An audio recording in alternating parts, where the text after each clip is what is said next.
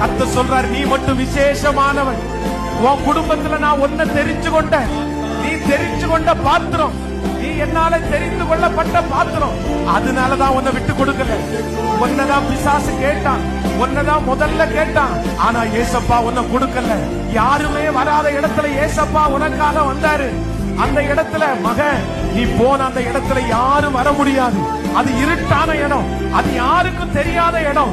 யாருக்கும் தெரியாத இடத்துல நீ மாட்டின போது, உன்னை யாருக்கும் தெரியாத இடத்துல அவர் வந்து உன்னை தூக்கி எடுத்ததற்காக கைகளை உயர்த்தி விட்டு கொடுக்கலையே. கைகளை உயர்த்தி சொல்லுவ, விட்டு கொடுக்கலையே, விட்டு கொடுக்கலையே. சாத்தான் கையிலும் மனுஷன் கையிலும் விட்டு கொடுக்கலையே. கொஞ்சம் கூட நினைச்சு பார்க்கல, என்ன தேடி வந்தீங்க. இந்த மனுஷன் உதவல, நீங்க வந்து நின்று